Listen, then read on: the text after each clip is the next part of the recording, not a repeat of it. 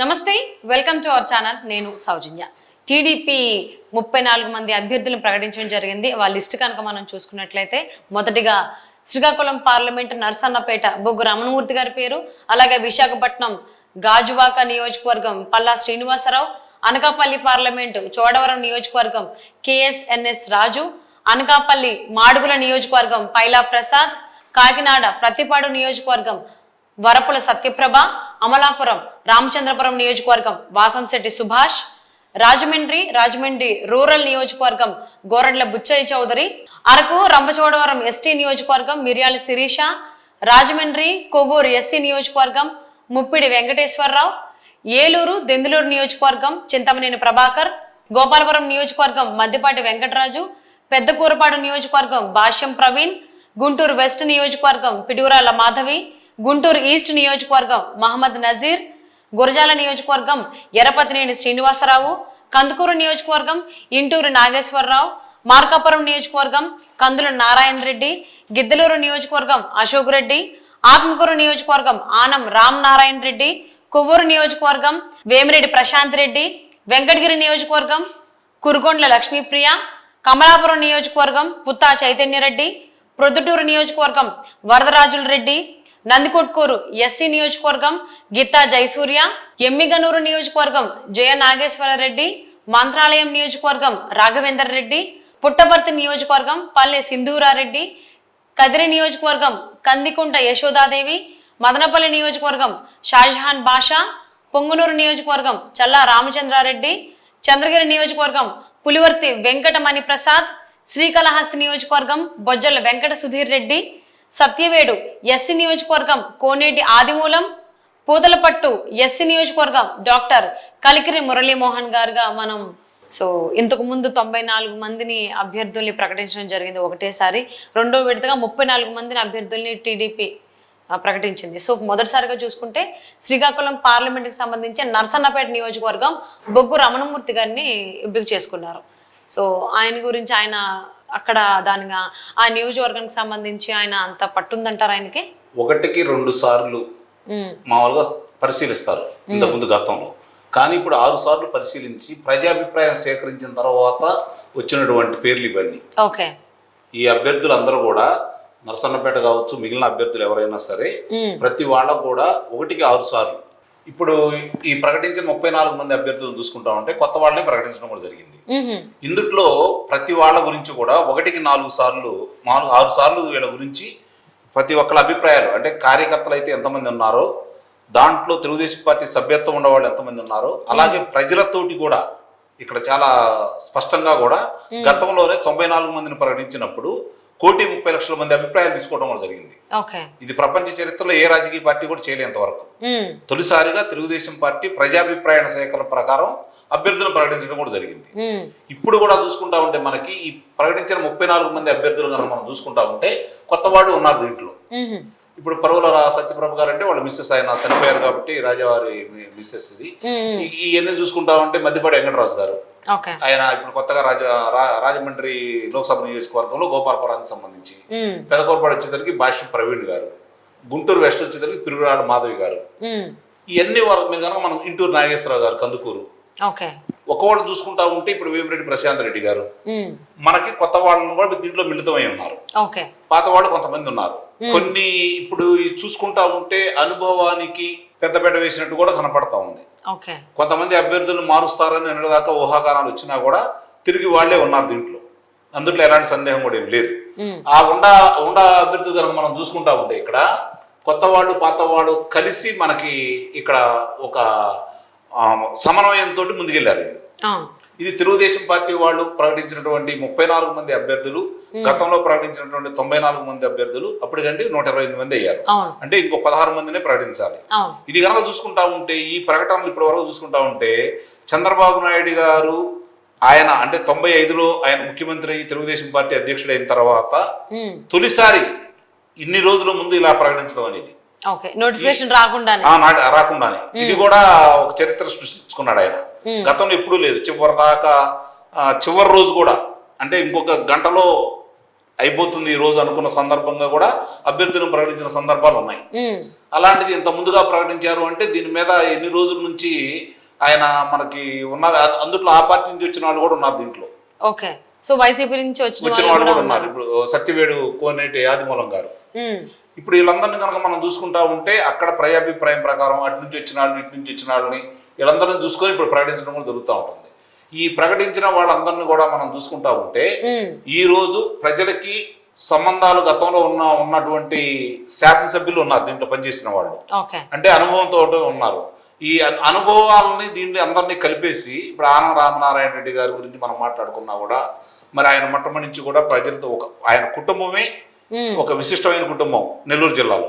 మరి అలాంటి వ్యక్తి ఈ రోజు తిరిగి మొన్న వచ్చారు అంటే ఇప్పుడు దాకా ఎందుకు ప్రకటించలేదు అనే దాన్ని కనుక మనం చూసుకుంటా ఉంటే వారి కుమార్తె కూడా అని అనుకున్నారు. సరే, ఇవన్నీ చూసుకుంటా ఉంటే మనకి ఇక్కడ కనపడ్డ ప్రతి వాళ్ళు కూడా ఈ పోటీలో ఉన్నవాడు ప్రతి వాళ్ళు కూడా నేను ఇందాక మనకి ఉదాహరించినట్టు 1కి 6 సార్లు ఈ అభ్యర్థులు మీకు ఇష్టమైతే నొక్కండి, లేదంటే 100కి నొక్కండి అని దాని మీద చూసుకుంటా ఉంటే అట్లా అభ్యర్థులు ఎవరైతే ఆశావాహులు ఉన్నారో, ఎవరైతే వీళ్ళు అనుకుంటున్నారో వాళ్ళందరి పేర్లు ప్రజల దగ్గరికి వెళ్ళిన తర్వాత అత్యధికులు ఎవరి పేరు అయితే చెప్పారో వాళ్ళ పేర్లు మాత్రమే ఇక్కడ వేయటం జరిగింది. వైసీపీ నుంచి వచ్చిన వాళ్ళు కూడా ఉన్నారు. ఇప్పుడు సత్యవేడు కోనేటి ఆదిమూలం గారు ఉన్నారు. ఇప్పుడు మిగిలిన అందరూ కనుక మనం చూసుకుంటా ఉంటే ప్రతి వాళ్ళను కూడా 1కి 4 సార్లు ఇందులో కొంతమంది అంటే అందరికి ఇష్టమైన వాళ్ళు ఉండకపోవచ్చు, ఆశావాహులు కొంతమంది పోటీలో ఉన్నారు. వాళ్ళని కాదని చెప్పిన ఇప్పుడు ఎప్పుడైతే ప్రకటించారో వాళ్ళతోటి మాట్లాడి, గతంలో ఇట్లా జరగల, వాళ్ళతోటి ముందుగా మాట్లాడి ఫలానా వాళ్ళకి ప్రకటిస్తున్నామని చెప్పి ఈ అభ్యర్థులందరినీ ప్రకటించారు. మీకు అభ్యర్థులకు సంబంధించి ఇక్కడ చూసుకోండి, వరుసనే అభ్యర్థుల వయసు 25 సంవత్సరాల నుంచి 35 సంవత్సరాలు ఇద్దరు ఉన్నారు. అలాగే 36 నుంచి 48 సంవత్సరాలు 8 మంది ఉన్నారు. 46 నుంచి 60 సంవత్సరాలు 9 మంది ఉన్నారు. ఇది ఒకటి బాగా అర్థం చేసుకోండి. ఈ పురుషులు వచ్చేదానికి 27 మంది, మహిళలు 7 ఉన్నారు. ఇక్కడ అసలు దీనికంటే కూడా విద్యార్థులు ఎంతమంది ఉన్నారో ఒకసారి చూడండి. మీరు విద్యార్థి అయితే PhD అయితే ఉన్నారు. ఈ 34 మందిలో చూసుకుంటే పోస్ట్ గ్రాడ్యుయేట్ లో 11, గ్రాడ్యుయేట్లు 9, ఇంటర్మీడియట్ కంప్లీట్ చేసిన వాళ్ళు 8, 10 అంతకంటే తక్కువ ఉన్న వాళ్ళు 5. అంటే 34 మందిలో 5 మాత్రమే 10వ తరగతి లోపు వాళ్ళు. మిగిలిన అందరూ చూసుకుంటా ఉంటే మిగిలిన 29 మంది కూడా ఇంటర్మీడియట్ నుంచి ఆ పైన వాళ్ళే ఉన్నారు. పోస్ట్ గ్రాడ్యుయేషన్ వాళ్ళే 11 మంది ఉన్నారు. గ్రాడ్యుయేట్ చేసిన వాళ్ళు 9 మంది ఉన్నారు. PhD చేసిన అంటే 21 మంది వాళ్లే ఉన్నారు. అంటే ఇక్కడ విద్యతో పాటు ప్రజల్లో వాళ్ళకు ఉన్నటువంటి పేరు ప్రతిష్టలను కూడా దృష్టిలో పెట్టుకొని గతంలో శాసనసభ్యులుగా చేసిన వాళ్ళని తిరిగి మళ్ళీ కొనసాగిస్తూ, అంటే కొంతమంది ఇందులో ఫైర్ బ్రాండ్లు ఉన్నారు, చింతమనేని ప్రభాకర్ గారు లాంటి వాళ్ళు కొంతమంది, అలాగే ఎర్రపత్తిని శ్రీనివాసరావు గారు లాంటి వాళ్ళు కొంతమంది ఫైర్ బ్రాండ్లు ఉన్నారు. ఆ నియోజకవర్గంలో మమేకమైపోయిన వాళ్ళు ఉన్నారు, ఆ నియోజకవర్గం వాళ్ళదే అనే పేరున్న వాళ్ళు ఉన్నారు. అలాంటి వాళ్ళందరినీ కూడా దీంట్లో పొందుపరిచేసి కొంచెం అనుభవం ఎక్కువ వాళ్ళని కూడా తీసుకోవడం కూడా జరిగింది. ఇలా చూసుకుంటా ఉంటే వరదరాజు రెడ్డి గారు ప్రొద్దుటూరు, అంటే ఇలాంటి వాళ్ళందరినీ మనం చూసుకుంటా ఉంటే ఆనం రామనారాయణ రెడ్డి గారు కావచ్చు, ఇలాంటి వాళ్ళందరినీ మనం చూసుకుంటా ఉంటే అక్కడ ప్రజలతో వయసుతో సంబంధం కాదు. ఇప్పుడు గోరంట్ల బుచ్చి సోదరు గారు గతంలో 6 సార్లు ఆయన శాసనసభ్యులు, ఒకసారి మంత్రి, తొలి పర్యాయం వస్తుంది అనుకున్నారు. అక్కడ మామూలుగా దానికి సంబంధించినటువంటి కందుల దుర్గేష్ గారు అక్కడ జనసేనకు ఆశపడటం వల్ల ముందే చంద్రబాబు నాయుడు గారు చెప్పారు 23 మంది శాసనసభ్యులు ఎవరైతే గెలిచారో వాళ్ళతో పాటు నాతో పాటు ఉన్న 19 మంది వాళ్ళ స్థానాలు మార్చే అవకాశం లేదని చెప్పారు. అది కూడా సరి చేసుకున్నారు. ఇప్పుడు అట్లా చూసుకుంటా ఉంటే వీళ్ళందరినీ కనుక మనం ఒకసారి పరిశీలన చేసుకుంటా ఉంటే మామూలుగా బయట నుంచి వచ్చిన వాళ్ళు ఎంతమంది అనేది కూడా చూసుకుంటా ఉంటే 2-3 తప్ప మిగిలిన వాళ్ళందరూ కూడా ప్రజలతోటి సత్సంబంధాలు ఉండవాళ్ళే. ఆ 2-3 కూడా నేను కూడా కొంతమంది పేర్లు పరిశీలన చేశాను, నాకు పరిచయం ఉన్న కొన్ని ఉన్నారు. వాళ్ళ గురించి నేను జనంలోకి వెళ్ళిన తర్వాత వాళ్ళ గురించి అడిగితే గతంలో వాళ్ళకి కాకుండా వీళ్ళకి ఇస్తున్నారు కదా ఏంటి పరిస్థితి అని చెప్పి నేను అడిగితే ఎక్కువ శాతం మంది అంటే భుజానా వేసుకొని తిరిగిన వాళ్ళు కూడా కొంతమంది అన్యాయులు తప్ప మిగిలిన వాళ్ళందరూ కూడా కొత్త వాళ్ళని యాక్సెప్ట్ చేస్తూనే ఉన్నారు.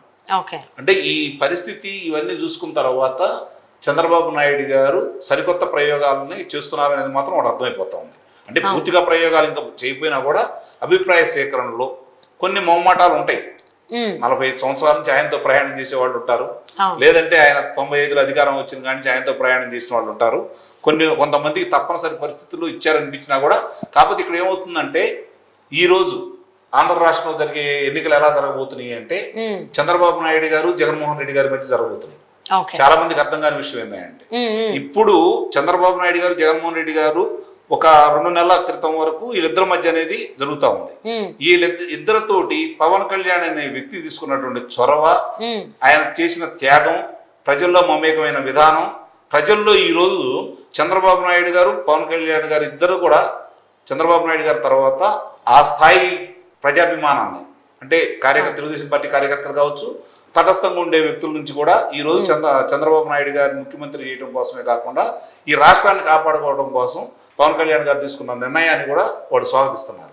ఇప్పుడు ఏదైతే దీంతో పాటు జనసేన అభ్యర్థులు ఉన్నారో వీళ్ళందరూ కూడా ఒక సమన్వయంతో ముందుకెళ్తున్నారు. చిన్న చిన్న పరపతులు వచ్చినా కూడా టీ కప్లో తుఫాన్గానే ఉంటుంది అయితే నేను భావిస్తున్నాను. అవును.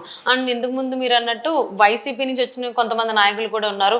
సో ఆ పార్టీలో ఏంటంటే వ్యతిరేకత ఉంది, అది కూడా ప్రజా వ్యతిరేకత ఉంది కాబట్టి మిమ్మల్ని అక్కడి నుంచి తొలగిస్తున్నాము, బదిలీ చేస్తాం అన్నట్టు. కానీ అదే ప్లేస్ నుంచి వాళ్ళు ఇక్కడ సీట్ దక్కించుకోవడం అనేది కొంచెం ఆలోచించాల్సి వస్తుంది. అలాగే ఇంతకు ముందు ప్రకటించినటువంటి 94 అభ్యర్థులు మీరు అన్న దానికి చిన్న అభ్యంతరం ఏంటంటే వాళ్ళని మార్చి అని కాదు, ఇప్పుడు వీళ్ళు తీసుకుంది ఆయన్ని మన తీసుకున్న వ్యక్తిని ఆయన సత్యవేడి గారు కోనేటి ఆదిమూలం గారు ఏంటంటే తిరుపతి లోక్సభ సభ్యుడిగా పోటీ చేయమన్నారు. ఆయన ఓకే పోటీ చేయమని పేరు ప్రకటించిన రోజే వచ్చి ఆయన లోకేష్ బాబు గారు కూడా కలవడం కూడా జరిగింది. సో ఎందుకు అని అంటే రీజన్ మాత్రం మీకు ప్రజా వ్యతిరేకత ఉంది అని చెప్పేసి చెప్తున్నారు. అంటే అక్కడ లోక్సభ సభ్యుడిగా పంపించాలని చూశారు వాళ్ళు. అక్కడ కాదు అంటే లోక్సభకి వాళ్ళకి లేరు కాబట్టి ఈయన మంచి వ్యక్తి అని చెప్పి చూపించారు. కాదు నేను అక్కడే పోటీ చేస్తానని ఉద్దేశం ఆయన మనస్తాపం చెంది వాళ్ళు ఏ విధంగా చూశారో అధినాయకులు ఎట్లా ప్రవర్తిస్తారో తెలుసు కాబట్టి దాన్ని దృష్టిలో పెట్టుకొని ఆయన వచ్చేసి తెలుగుదేశం పార్టీలో ఈ రోజు కలిసిపోయారు, ఆ సీటు కూడా సంపాదించుకున్నారు. సో ఓవరాల్ గా టీడీపీ అభ్యర్థులు కనుక మనం చూసుకున్నట్లయితే విద్యావంతులు ఎక్కువగా కనిపిస్తూ ఉన్నారు. గతంలో కూడా ఆ విషయంలో ఓవరాల్ గా ఇప్పటి వరకు 128 స్థానాలను ప్రకటించారు టీడీపీ వాళ్ళు అందరూ కూడా మాక్సిమం విద్యావంతులే కనిపిస్తూ ఉన్నారు అండ్ అనుభవజ్ఞులు కూడా. సో మరి ఇంకా 16కి బ్యాలెన్స్ ఉంది, అది ఎప్పుడు వస్తుంది అనేది చూద్దామండి. And thank you so much for spending your valuable time with us. 16వ తారీఖు నాడే రాబోతుందని నాకు తెలుస్తుంది. ఓకే, 16వ తారీఖున. ఓకే.